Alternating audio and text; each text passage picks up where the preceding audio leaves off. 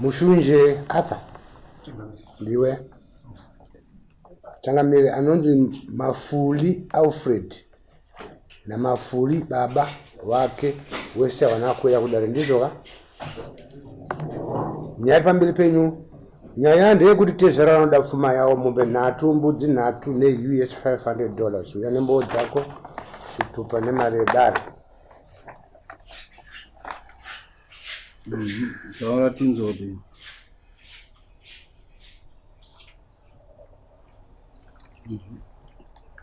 taurapo kuti tinzoti wakagara wese zvakamira sei wakapane zvawakabhadhara here hapana tarakasimudzwa izvi Arthur pamusoro ichangamire nyati pamusoro wadai pamusoro wadai inini ndine mwana wangu uyu mvana wangu anonzani anonzwa Joyce Mshunji. Joyce okay akanga ari kushanda kubasa kwaStella akanga ari kushanda ari simudzaizwi akanga achishanda ari kwaStella ndokwanga ari kubasa ari kushanda ikoko akatorwa nemwana waMafuli anonzi Alfred amutora mamuri wanzi wakazoti akatorwa muna June 2023 saka wagara naye kwakazoita nhamo kumba mwana webva auya kumba kunhamo ndopakanotiswa natete vacho kuti angaine pamuya saka wazomubvunza nekutagara naye pasi akataura nyaya yake agara ipapa vanzi chibva wabva pano ubva wananga kupi usiwasaonekwa nababa indakasara ndoudzwaona natete kuti ndozvadi zvataona pamwana saka mashure maizvozvo akadzokera kubasa kwake uko kwakanga arohwa wacho ikoko patagara hedu then muna November mwana uyu akazodzoka kumba adzoka kumba akasvika akati baba ndauya wauya kwanzi zvakadii zvikanzi kwandandiri kundarohwawo vandichidzokera kumba kwenyu tozoya tokutora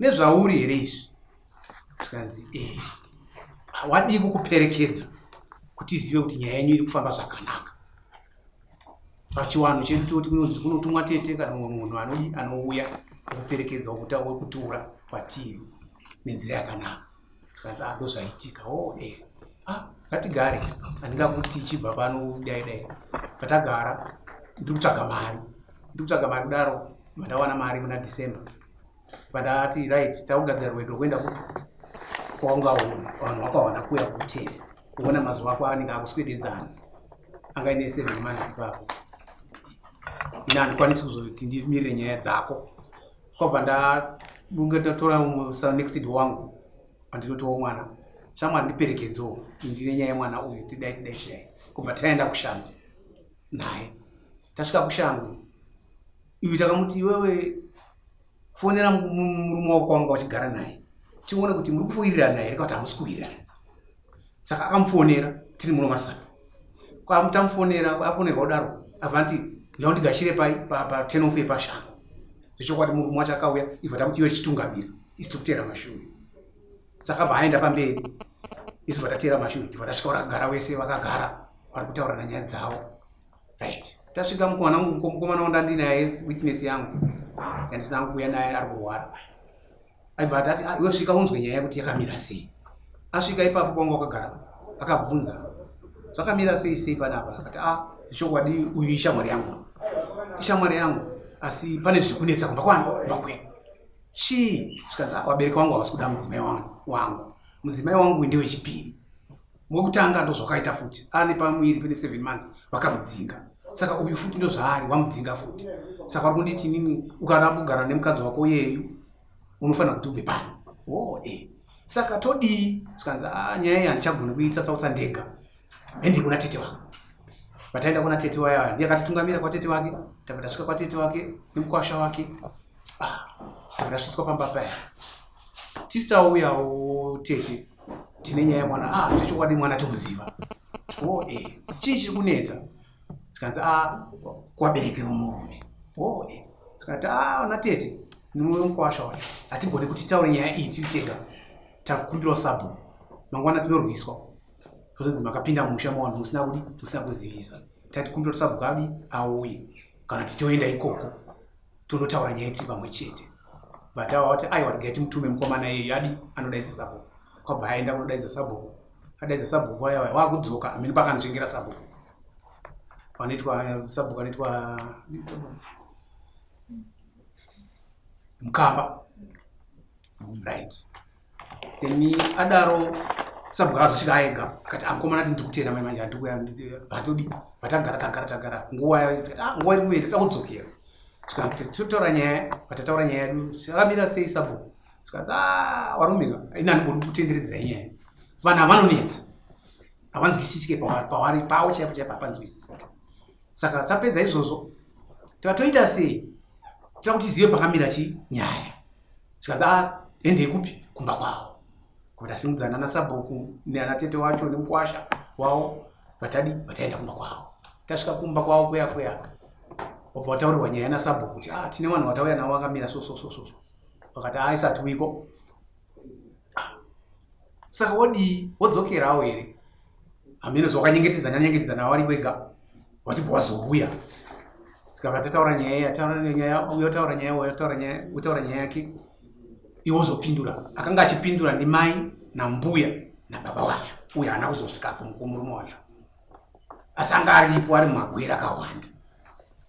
Vataura papa nyaya yacho haina kubuda zvakanaka. Takaona kuti vari kupenga havasi varidzwe nyaya. Tikati apa musoro iyi tiri kuona kuti nyaya muri kutaura iri kureba asi muridzwe nyaya hapo. Isi toda kuziva kuti hamuchade here mwana wedu kana kuti muri zvakamira sei pamuri ndo patinoda kuziva. Tikanzi mwana uyu hazviiti kuti agare pano ngaadzokerake ndimai wacho. Baba muri kutiwo kudii kutaurwa namai vachibvunzwa nasabhuku. Tikanzi panapa pana nzvimbo. Patatongoona kuti wasaka vabereki ndo wane nyaya sekunzwa kwatadi kwataita mwana wavo. Todi. Tikanzi beta mutakurana nemwana wenyu. Kati izvo ndo zvatisingagoni. Izvo hatigoni. Imimi kana musingadi mwana wedu moita nzira dzechivanhu dzinoitwa dzekuramba mwana wanu vedu. Isina hasi hatiti mwana wedu akaramba nekuti hatina chataona chabva kwamuri chekuti makaramba mwana wedu. Saka isi takusiya mwana wedu pano pamusha paakaroorwa. Kana paine chazonetsa tozoona pamberi kwabva tadzoka. Mushure mesvondo ndakauya muno mutaundi ndinotendera ndasangana naye pabhola. Koiwe uri kuendepi? Tikanzi ndiri kudzoka ndiri kuya kumba. Uri kuya kumba? Zvaita sei? Tikanzi ndadzingwa futi. Tete waudza here? Tikanzi ko sabhuku? Tikanzi handina kuvaudza. Ndikati aiwa ipapo wakanganisa. Waifanira kuudza sabhuku ndadini ndadzingwa nekuti iwo nyaya yako iri mumaoko masabhuku. Hazviiti vanamupa $5. Ndikati dzokera ndakufonera sabhuku ndatudzosa mwana wangu adzoswa adzingwa pamafuri namudzosa kwamuri imi sabhuku. Handichadi kuti anogara musha mamaeba tiri kuuya ikoko. Then vatanga mazuva mairi matatu vatatevera ikoko vatasvika kumba kwasabhuku tauya nyaya yangu yandakataura pafoni iya tati tizadzisa. Tapedza izvozvo tikanzi saka todii? Tikati amheno kuti moita dare here kana kuti moita tiite nhaurirano. Asi handifungi tine nhaurirano dzatichaita pamberi pedza takamboita dziya. Tikanzi aiwa pedza kuzadzisa ndokunopedza nyaya handiko. Vatatorana vanotaridza makurukota ake vanotongana nyaya dzake vataenda ikoko. Tikanzi pamwe hapapindwi. Tikati sabhuku haisi nyaya. Isu togona kutsvaga nzvimbo ino ndeyenyu. Kana padombo kana pamuti tinogara ipapo. Kana waregera kuuya isi todzokera. Kwabva tagara waringotenderera wachibva wazondaidzwa natete wacho. Kanzi aiwa mutaure nyaya iperi. Mwana wacho anga hapo manje. Abva abvunzwa shamwari nyaya iri pano ndeyako. Uri kuti kudii nenyaya yemudzimai uyu? Tikanzi inini ndazofunga manje kuti handichadi mudzimai. Zvakanaka. Saka kana usingadi mudzimai tinoziva sei kuti iwe hauchadi mudzimai? Tikanzi ndiri kuda kumupa gupu. Tikanzi itatoona. Ndobva asimuka bva aenda kumba kwavo kwabva anaya nedhora rake. Kwabva asvika tikati chiita zvaunoda kuita iwewe tizive kuti waramba mudzimai. Kwabva atambidza mwana uyu $1. Tikanzi dare mazvionawo abva zvandaitiwa sabhuku izvi abva ngoshuma wana baba nezvandaitirwa izvo. Kati hazvidi tazviona. Saka tochidii? Kanzi apa munogona kutaura zvamunoda. Ati hapana chakaipa tipewo nguwa. Right. Isusu mtemo wedu tinodai. Batauya Sabhuku takutaura. Tikatiswa na mwana wedu kwa kuramba kwa mwana kunotonzi butiro. Ratinoita kwedu kunyazura. Saka tinoda mombe 3 nembudzi 3 nemari yedu igumbo. Wati munopenga makazoona kupi izvozvo. Hakuna nezvakadaro. Mai vacho vabva vati ini ndakarogwa musha muno ndakuzadza musha. Potanga kubviswa mombe inoenda kumusha kwemwana uyu. Ini kwangu kusina kana yakambobviswa. Hakuna zvakadaro. Uya bvato kanzi ashamari nyaya yakwe. Akati kana wachitoda izvozvo ndotomboenda kumakomba. 2 weeks osara wakagara pana. Ndozodzoka nemari ndozovapa. Mwana wangu akati pamusoro idare. Tingange tingotandaudza kuti watondo. Isusu takuti tatukwa pano. Chitipaiwo tsamba yekuenda kwashi. Nyaya yedu yende kwashi. Saka ishewe Sabhuku akati zvichokwadi nyaya iyi ndichagonda itadzawo. Kwakatanyorwa tsamba. Makurukota ake mwacho aibva wasaina wairi, mwacho aibva waramba kusaina. Tikati aisati miriri izvozvo, tikutodii. Kunyange zuva ranyura zvaro kudai, tikutokuenda. Kwabva tafamba netsoka, tasvipfuura kwastera tingobvunza tichienda kune Chironga. Tasvika ikoko taona Sabhuku kune Chironga Kapondoro. Akati tatamutapa tsamba. Akati nyaya yenyu warumika. Ndichaziva toita sei. Friday tine matare, chachiri chitatu. Saka ndoita sei foni yangu haina mari. Ndikati wangoda kudii mimi. Zvikanzi ndinoda ndifonere ishi. Foni ishi. Ita zvaura kudi zvoda kuita. Abva afonera ishe waya neChironga. Zvikanzi itaita kuti munhu adi asungwe auye kudare Friday. Zvino kunoendani changamire kwakuri kunaya mazuva acho. Kunoendani zuva ranyura chichi. Zvikanzi itoonai zvokuti muite. Itomanidzirai zvokuti muite. Endai munonyorwa tsamba kwamupurisa. Mudi muona kuti tsamba iyo matumani aende. Zvikanzi hapana anoenda aba kuzuva raduka. Zvikanzi kana mashaya ndinokutsvagirai anodi anoenda. Ipaiwa ndivawo foni. Vatapuwa foni. Zvikanzi varume ndatikukumbira kuti ndikutumeiwo kuti nyaya yenyu ikasike. Ndanzwa kuti munobva kure. Modzokera kwaSabhuku Mukamba. Munomupa tsamba iyi. Arare aisvitsa kunani kune vanhu ava. Kwabva apedza izvozvo vatata hapana chakaipa. Ada kubatsirwa ndisu. Vatapuwa tsamba ya kwekwekwekwe. Vatapuwa vataenda naye. Vatanopa Sabhuku. Vawapa. Varawaziya nyaya yawo. Isikati ticharare muno. Takutsvaga kukurara. Vatanorara hedu muipa pamwe patakanorara. Tabva ipapo mangwana acho kanooneka Sabhuku. Tikashamwarisa kudi takutungamira kudai. Tanzi kudare Friday. Tikati amadi mara chikagara amadi maswera tazoenda pamwe chete tikati isi muno mzumba isedu. Takudiso takuenda kwatagashirwa. Vatabuda vataenda. Friday chisvika dare varatanga. Nyaya ibva yatongwa. Ishe ibva wapasa judgment yekuti munofanira kubvisa mombe nembudzi 2. Tikati ganzi right ndizvo zvaita ndikuona kuti pasa judgment.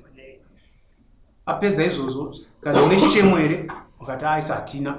Tikanzi ko imi mune chemo tikati tikutiona kuti mutongo wedu mune matitsonza mati kuti Tikanzi dare rangu haribvumirwe zvipi izvozvo. Tikati hatina zvatichatonga kupikisa. Tinotenda nezvamadini nezvamatiitira. Wanzi kupera kwaJanuary munofanira kuti munze zvinhu izvozvo pano padare.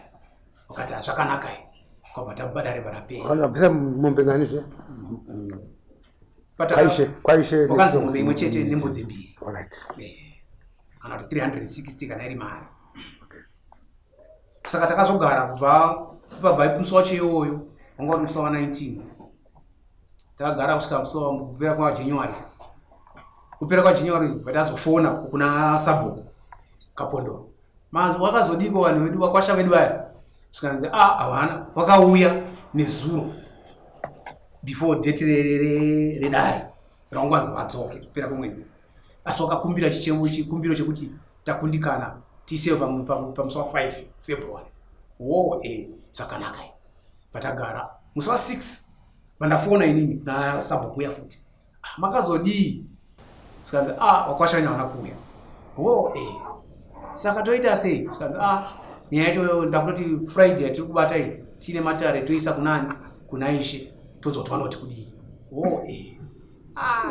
Alright. Friday yasvika ndakabva ndafona futi wari padare kudaro. Sabhuku madi yazvanzi kudii nyaya yangu. Zvikanzi hapana chataurika, asi chimbotimira shana todi tapedza dare ndozokufonera. Hawana kufona.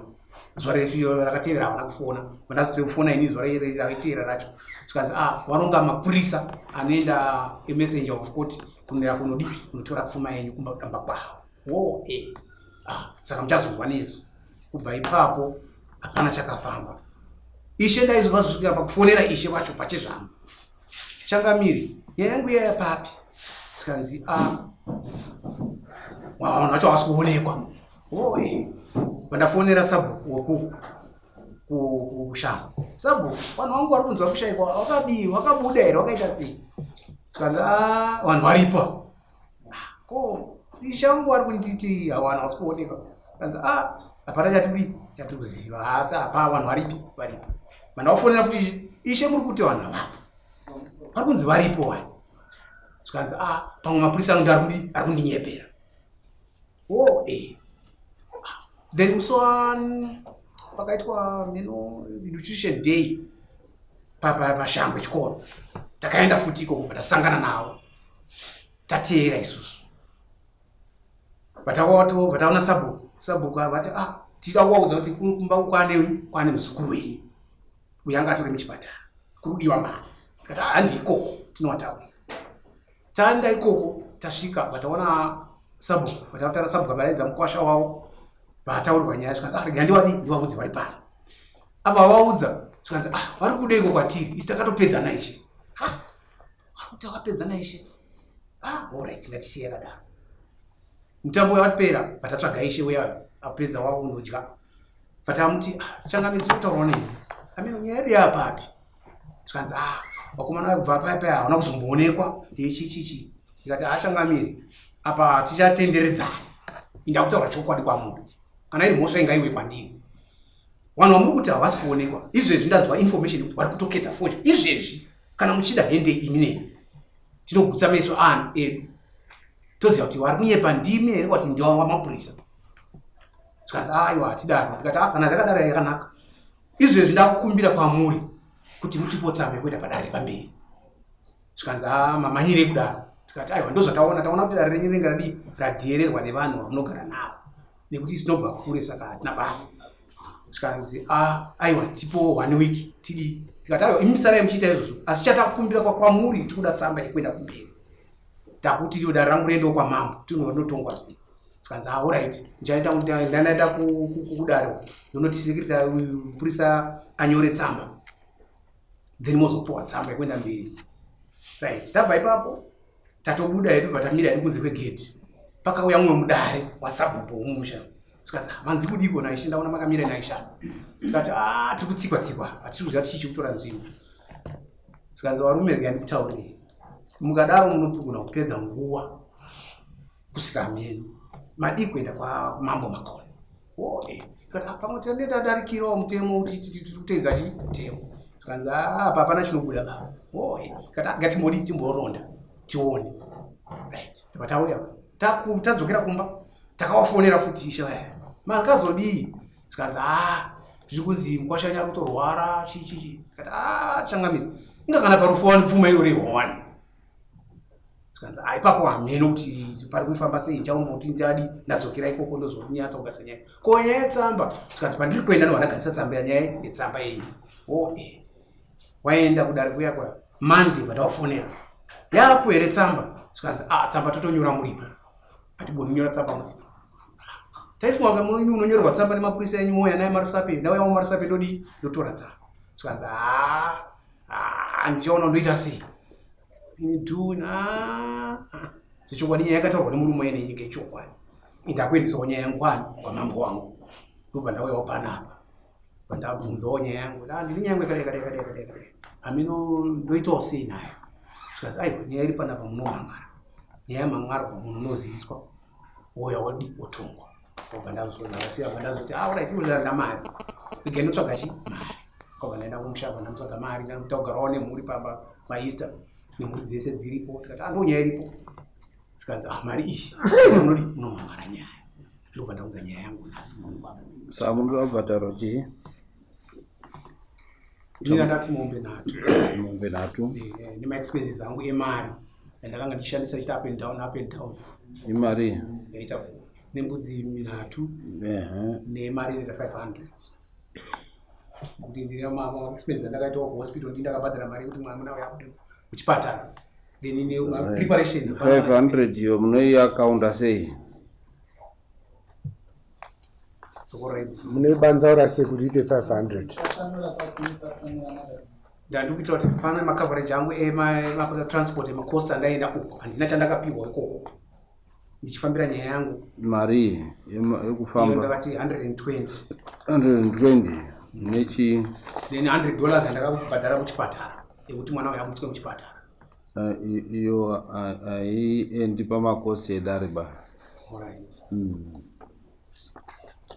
kuchipatara anoenda kumaintenance handiti ndo kunondotaurwa nhau dzekuchengeta mwana kumaintenance saka 120 makosti edare makabvisa mari kuno ndakabvisa $60 20 uchizi chandapo taiti 60 plus 20 yoita 80 handiti rese ava yasvika 200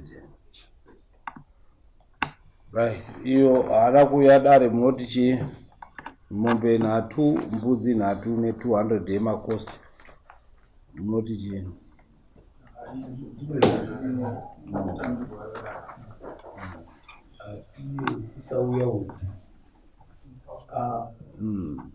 anonyora mabharani kusera kudaro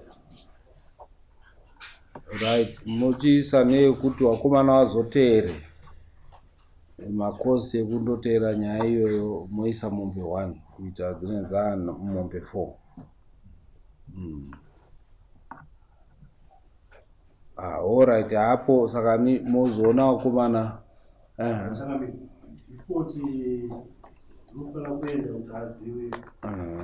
uchizi imari default